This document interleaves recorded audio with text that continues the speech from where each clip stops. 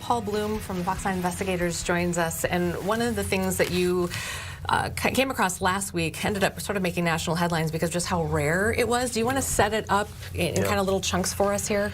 So we are talking about habeas filings, right? The habeas cases, these are detained immigrants, arrested immigrants who are constitutionally challenging their arrest. We've reported that there's been an explosion in these cases with Operation Metro Surge, and I just ran the numbers, 1,000 or so since December 1st. To today, 1,000. So immigrants are detained, arrested, challenging the government on the constitutionality of the arrest. And overwhelmingly, our Minnesota judges are siding with them, either releasing them right away or at the very least giving them an opportunity to get a bond hearing in immigration court. And that would allow them to fight any deportation cases they have going on, but not from behind bars. You know, send them home. Many of these people have work permits, families at home. So set them free and let them fight whatever immigration case they have to, that they just cannot stay behind bars until the case is resolved. Okay. So judges are overwhelmingly siding with the immigrants. There's been this explosion in caseload. I was in the courtroom a couple weeks ago. Remember that that ICE attorney on loan who said the system sucks, her job sucks. Well, that escalated last week. Hold me in contempt so I can get 24 hours of sleep or something like that. Yeah, she just wanted to do 24 hours in jail to catch up, working around the clock. Well, that escalated last week, where a government attorney by the name of Matt Ishihara was held in contempt of court. Okay. So he's a JAG attorney, a military attorney on loan to the U.S. Attorney's Office. He's handling, you know, he's gotten about 100 of these cases, 130 he testified to in court the other day.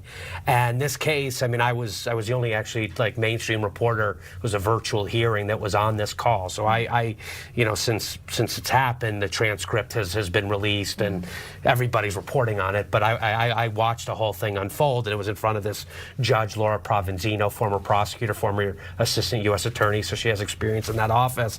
And basically this case sat on the desk of the U.S. Attorney's Office. Again, this JAG attorney had it, one of 130 cases, and then as he described it, it fell through the cracks.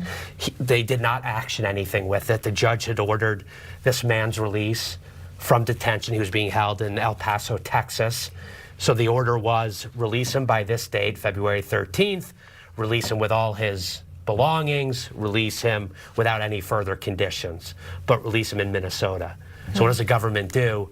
They released this guy in El Paso, Texas, forced him to find a shelter to stay the night, and then forced his attorney to use flight miles to get him on a plane back to Minnesota where he was supposed to be released. And he came back with none of his paperwork, his driver's license, his other stuff, consular card, another form of ID that ICE possessed.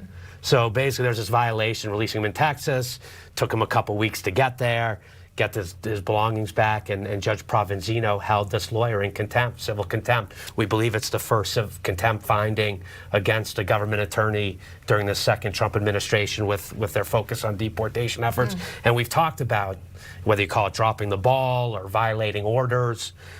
This was the first time that an attorney was held in contempt, government attorney, and it was a $500 daily fine until the guy got his paperwork back. Well, the very next day he got his paperwork back. It was quickly, the file had been down in Texas, in El Paso where he was detained, and it was returned to the lawyer.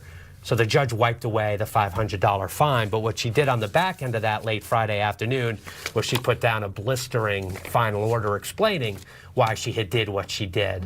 Just her patience runs completely thin, like she's done with it, is basically how it reads. I mean, it's a 9-page order, you know, inexcusable. These are human beings. These are not just numbers, and we can talk about data and stats and arrest numbers, 4,000. But behind this particular petition is a human being who was released in the wrong place in violation of her order, who was not returned with, you need a driver's license, right? Especially right now with the enforcement operation, you want to travel. We don't even know how he got on a plane without a driver's license, frankly, and his ID. But she's had enough, and she put out a blistering order that made a lot of news over the weekend. So just for context, is that unusual to see a judge's ruling like that? emotionally charged like that? Is that unusual? It is. I mean, more and more we're seeing it because we are reading the tea leaves. Like judges, they don't do interviews, but you can look to their orders, right, to see their frustration. In fact, a couple months ago, this judge, I remember we did a story specifically on one of her orders where you could feel the frustration. At that point, it was sort of an argument over the mandatory detention of some of these immigrants who've been in our country for many years, but had not otherwise have a criminal record, but have lives here. And she wrote, you know, basically some of the effect, my memory was 300 district court judges have made the same ruling each and every time. And this person, the government, you're telling me nothing different today. I'm ordering this person's release. So we've seen Judge Provenzino frustrated a couple weeks ago, maybe going back to the end of January. Remember the chief judge, Patrick Schiltz, a Republican appointee, blasted ICE. Remember, I've seen this court has documented 96 courtroom violations or court order violations. ICE is likely, remember this is the verbiage, ICE had likely violated more judicial orders in the month of January in Minnesota than most federal agencies had likely violated in their entire existence. So we're seeing this kind of language and frustration with the judges. And last week was probably the most notable, you know, situation where a judge actually held a government attorney in contempt. And these are the JAG attorney, Matt Ishihara, appeared in that court with the new civil division lead at the U.S. Attorney's Office, basically, you know, falling on wounded, you know, on knee, you know, saying, look, have some humanity. We have so many of these cases we're dealing with. And the judge is like, well, I have a ton of these cases that I'm dealing with, that I'm trying to keep up with. And it's up to you guys to figure it out, get it right, to follow my orders, not to lose a case, not to lose an individual. And she wanted to put them on notice, and notice received, as like I said, it made headlines all across the country, a civil contempt filing against a Trump administration attorney. It's remarkable. So then, to bring this back full circle, as you started our conversation, you talked about the flood of cases that have been coming in, the habeas cases. So have you had a chance to look at what's been happening now? I mean, I know we're only a couple of weeks removed from the wrap up or the end of this Operation Metro Surge. Well, that's a good point. One, I will again reiterate just how overwhelmingly the judges are siding with the attorneys. No one's done a case by case. If you have 1,000 cases, you know, you want to figure out what the results are. But overwhelmingly, I've heard people say 80 to 90% of the immigrants typically win, and that is either being outright released or at the very least, again, getting that bond hearing over an immigration court.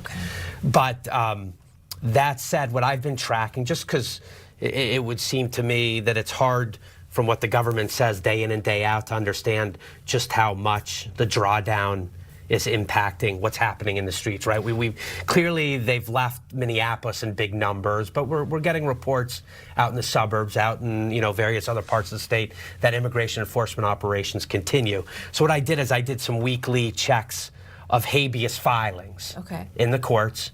And, you know, you go back to this week, last month, so back in January 19th, 152 cases. Spiked at nearly 200 cases the next week, 187 that following week. So up over 150 to 200 cases per week. Last week in Minnesota, just 46. Oh, wow. Big drop, right? Big drop, yeah. A couple things could be behind that. I don't want to say, I'm ready to say, like, that mirrors exactly how many, you know, the comparable number of ICE agents who've left. There could be other explanations.